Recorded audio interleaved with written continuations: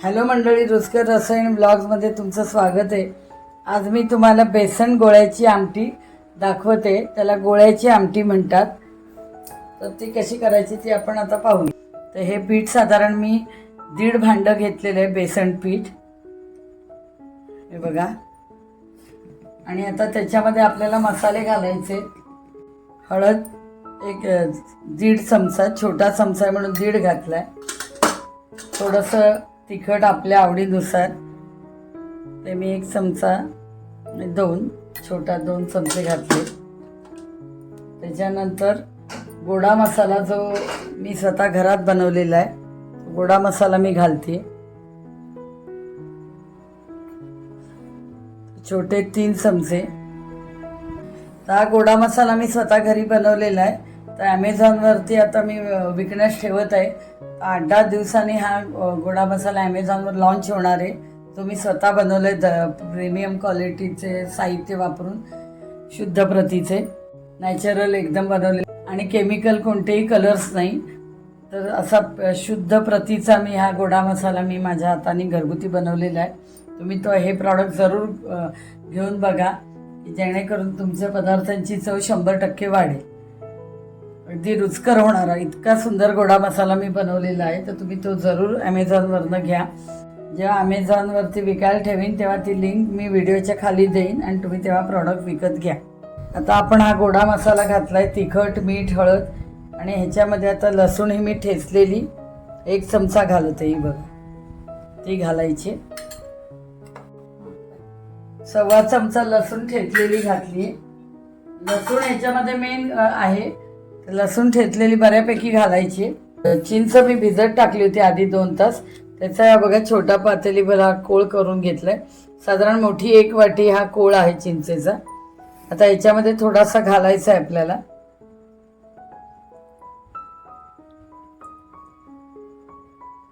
आणि चवीनुसार मीठ घालायचंय।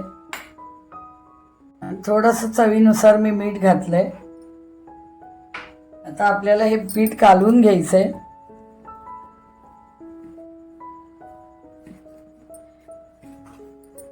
चिंचेचा कोळ जरासा घट्ट घ्यायचा आहे।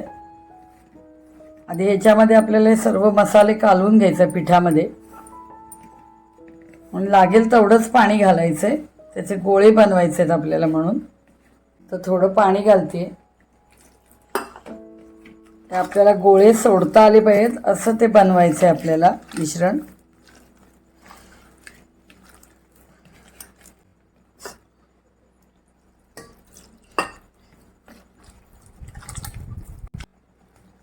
तर हे अशा पद्धतीने कालवून घ्यायचं आणि इतपत घट्ट करायचं की आपल्याला हे असे गोळे सोडता आले पाहिजेत। हे बघा, असे करून टाकता आले पाहिजेत। इतपत ते घट्ट करायचंय सैलसर, ते गोळे आपल्याला सोडता आले पाहिजेत। तर पुढे काय करायचं दाखवते तुम्हाला मी। आता हे तेल मी गरम करत ठेवलंय, 1 पळीभर तेल आहे। अतिशय चविष्ट ही गोळ्याची आमटी होते आणि त्याच्यामधले जे बेसनाचे गोळे असतात ते अतिशय अप्रतिम लागतात। ह्याच्याबरोबर भात, पोळी, फुलका, काय भाकरी कशाबरोबरही तुम्ही ही गोळ्याची आमटी घेऊन खाऊ शकता। भाजी करण्याची गरज नाही, असा हा सुंदर पदार्थ मी तुम्हाला दाखवते। हा लसूण बघा, साधारण 15-20 पाकळ्यांचा हा ठेचा करून घेतले। लसूण ह्याच्यात जास्ती लागतो। आता 1 चमचा मोहरी घालतीये। मोहरी तडतडल्यानंतर आपल्याला लसूण घालून घ्यायचे।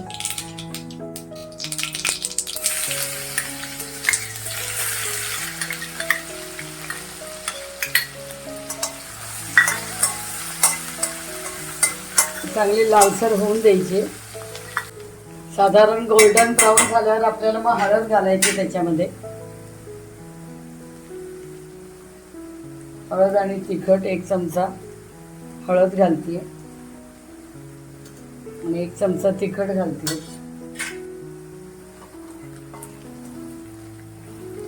चांगला लसणाचा खमंग सुगंध पसरला पाहिजे।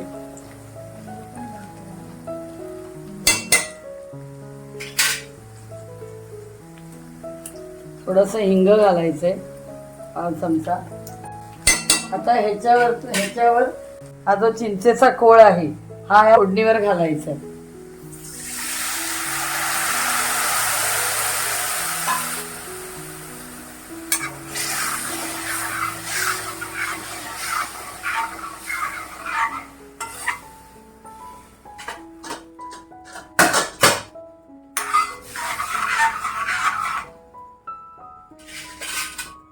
आणि आता याच्यामध्ये आपल्याला पाणी घालायचंय.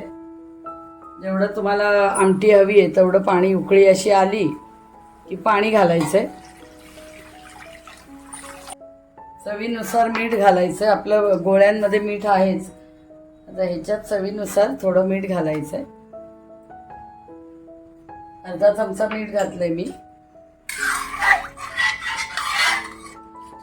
खळखळून चांगली उकळी आल्यावर गोळे सोडायचे, बेसनाचे गोळे सोडायचे. गोळे सोडताना थोडं गॅस कमी करायचा. तेव्हा आता चांगलं हे पाणी उकळून द्यायचंय. 2 मिनिटं चांगलं खदाखदा उकळून द्यायचंय खदखदत.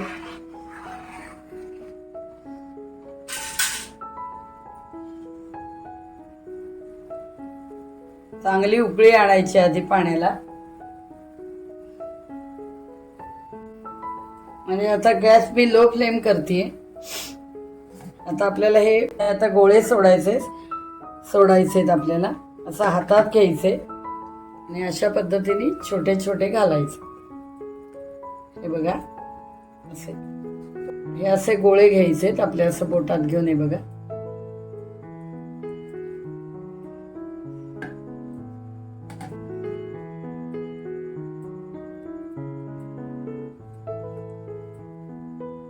असे गोळे सोडत राहायचे.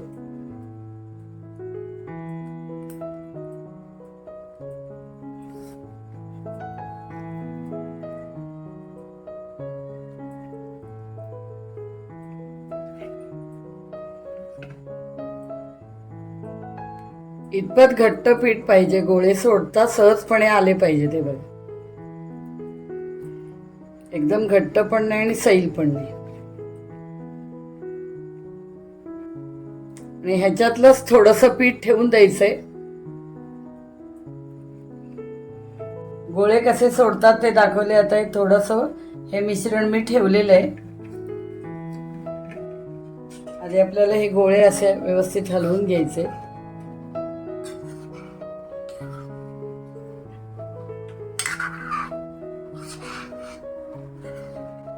पाणी घालायचंय.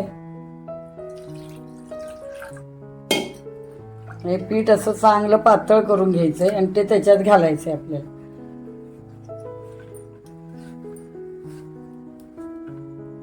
सगळं पीठ काढून घ्यायचंय मिश्रण. आणि त्याला पाण्याला घट्टसरपणा येणार. त्यासाठी पीठ किती ठेवायचं ते दाखवलं. 3-4 वड्या गोळ्यांचं पीठ ठेवायचं, जास्ती नाही. नाही तर मग अगदी पिठलं तयार होईल. आपली ही आमटी आहे.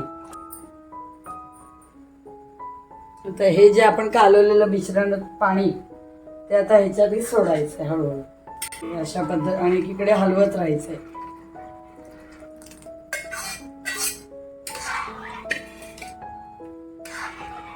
म्हणजे ह्या आमटीला घट्टसरपणा येईल. 4 गोळ्यांचं तेवढं पीठ तुम्हाला दाखवलं मी. साधारण ते अर्धी वाटी मिश्रणाचं होतं, गोळ्यांचं मिश्रण. ते त्याच्यात पाणी जवळजवळ 1.5 भांडं घालून ते त्या गार पाण्यात कालवलं आणि आता या गरम या आमटीमध्ये सोडले. आता बघा ही घट्टसर अशी आमटी तयार होते. आता ही उकळू द्यायची आहे. आणि ह्याचं मीठ वगैरे प्रमाण टेस्ट घेऊन मिठाचं प्रमाण कमी जास्ती तुम्ही करू शकता. आता काही याच्यामध्ये घालायचं नाहीये. चांगलं उकळू द्यायचंय म्हणजे गोळे आपले हे बघा असे शिजतील. हे बघा हे गोळे केलेले हे बघा हे शिजतील. 3-4 मिनिटं आपण असं शिजवायचंय. आणि हे असा एखादा गोळा काढून आतून शिजला की नाही ते पाहायचंय. थोडा वेळ आता ही उकळी येऊ दे चांगली बऱ्यापैकी. हे बघा किती सुंदर आमटी आपली झालेली. जर जास्ती पीठ लावलं असतं तर मग पिठलंच तयार होईल. ते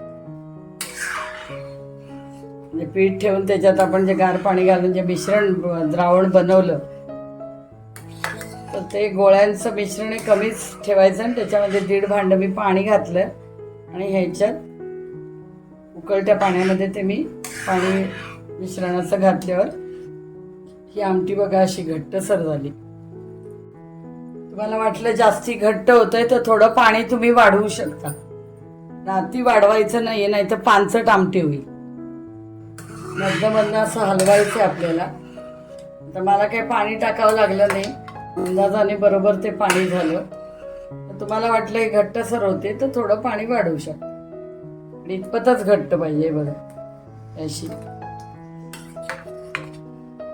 आणि गोळ्याची आमटी केल्यानंतर मग दुसरं काहीच करायला लागत नाही. गरम भाताबरोबर, पोळी, फुलका, भाकरी कशाबरोबरही खाऊ शकता. अतिशय चविष्ट ही बेसन गोळ्याची आमटी लागते.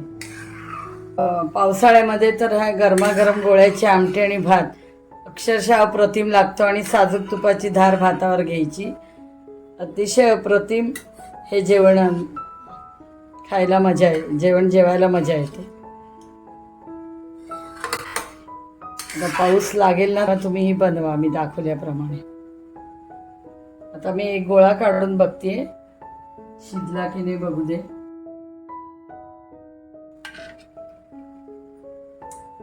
ठेवायला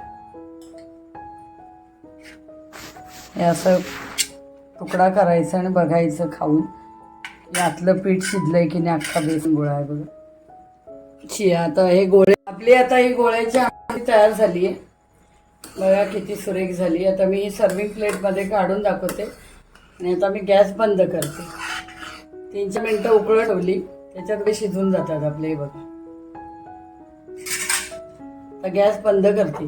अशा प्रकारे बेसन गोळ्याची आमटी मी तुम्हाला रेसिपी दाखवलेली आहे करून. गरमागरम पावसाळ्यामध्ये करून त्याच्याबरोबर भात का पोळी भाकरी कशाबरोबरही तुम्ही खाऊ शकता. तर हा पदार्थ आहे तर तुम्ही जरूर करून बघा मी दाखवल्याप्रमाणे. आणि हा वेगळाच पदार्थ आहे. तुम्ही खाऊन दाखवलं जसं तुम्हाला तसं जरूर ही रेसिपी करून बघा. अतिशय तुम्हाला ही रेसिपी आवडेल. की ही रेसिपी केल्यानंतर ही रेसिपी केल्यानंतर कुठल्याही भाजी डाळ आमटीची कुठलीही गरज नाही अशी ही रेसिपी आहे. हा एक पदार्थ केल्यानंतर याच्यावर पोळी भाकरी फुलका भात तुम्ही खाऊ शकता. तर तुम्ही ह्या जेवणासाठी जरूर करून बघा. हा पदार्थ अतिशय हेल्दी पदार्थ आहे. तर तुम्ही हा जरूर करून बघा. आणि माझ्या रेसिपीला लाईक शेअर आणि सबस्क्राईब करा आणि कॉमेंट्स करा. आणि ह्याच्यातला जो गोडा मसाला वापरलेला आहे तो मी स्वतः बनवलेला आहे.